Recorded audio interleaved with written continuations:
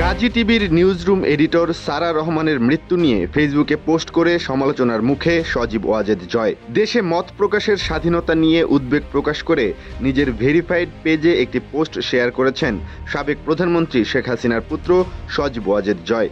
বাংলাদেশ সময়ে বুধবার সকাল 10:20 তিনি এই স্ট্যাটাস দেন, আর এতেই নেটিজেনদের বাক্যবাণে উত্তপ্ত হয়ে গেছে জয়ের ফেসবুক কমেন্ট বক্স। সারা রহমানের মৃত্যু নিয়ে জয় তার ফেসবুকে লেখেন, গাজী টিভির নিউজরুম এডিটর রহমান সারাকে মৃত অবস্থায় পাওয়া গেছে। ঢাকার হাতিরঝিল লেক থেকে তার লাশ উদ্ধার করা হয়। বাংলাদেশে মত প্রকাশের স্বাধীনতার ওপর এটি আরেকটি নৃশংস হামলা। গাজী টিভি হলো একটি ধর্মনিরপেক্ষ সংবাদ চ্যানেল, যার মালিক গোলাম দস্তগীর গাজী সম্প্রতি গ্রেফতার হয়েছেন। যমুনা রেফ্রিজারেটর, খাবার ফ্রেশ তো লাইফ জম্পেশ। জয়ের এমন পোস্টের পর নেটিজেনরা মন্তব্যের ঘরে এই পোস্টের সমালোচনা করে মন্তব্য করছেন অজস্র। বুধবার সন্ধ্যা 7টা পর্যন্ত তার সেই পোস্টে 58,000 রিয়েক্ট পড়তে দেখা গেছে, যার মধ্যে 21,000 জন হা দিয়েছেন, 1,500-এর মতো শেয়ার আর 15,000-এর মতো মন্তব্য করেছেন নেটিজেনরা, যার বেশিরভাগই জয়ের এমন পোস্টকে ব্যঙ্গ করে করেছেন ফেসবুক ব্যবহারকারীরা। জয়ের সেই পোস্টের কমেন্ট বক্সে একজন লিখেছেন, প্রিয় ভাই, গুজব ছড়ান কেন? মেয়েটি সুইসাইড করেছে, আর সুইসাইড করার আগে ফেসবুকে পোস্টও দিয়েছে। আচ্ছা ভাইয়া, বন্যার সময় আপনার কোনো ভিডিও বার্তা বা ইংলিশে স্ট্যাটাস না পেয়ে বড়ই মর্মাহত হয়েছে।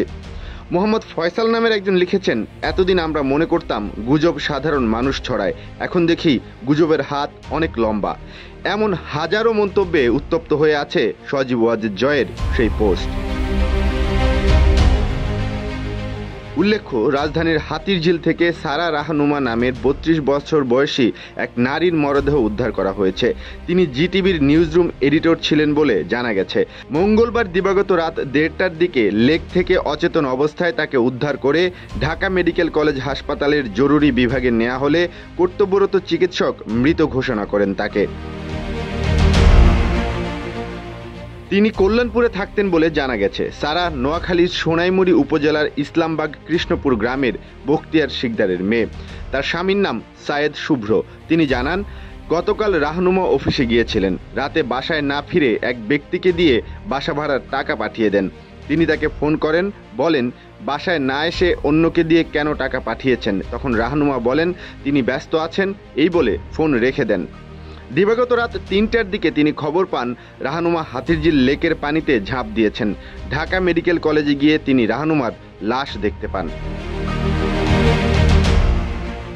এদিকে রাহনুমা মারা যাওয়ার আগে তার ফেসবুকে একটি স্ট্যাটাস দেখা গেছে। স্ট্যাটাসে লেখা, জীবনমৃত হয়ে থাকার চাইতে মরে যাওয়াই ভালো। এরপর মঙ্গলবার ঢাকা বিশ্ববিদ্যালয়ের রাজু ভাস্কর্যের লোকেশন দিয়ে ফাহিম ফয়সাল নামে এক ব্যক্তির সঙ্গে সারা তার ফেসবুকে একটি স্ট্যাটাসও দিয়েছেন। সেখানে তিনি মারা যাবার ইঙ্গিত দেন। অন্যদিকে একটি কমেন্টও রাহনুমাকে বলতে দেখা গেছে, আই উইল ডাই টুডে, কিন্তু তার সেই কমেন্টটি আর দেখা যাচ্ছে না ফেসবুকে। রাহনুমার ফেসবুকে এমন পোস্ট কমেন্টের পর নেটিজেনরা ধারণা করছেন তিনি আত্মহত্যা করেছেন।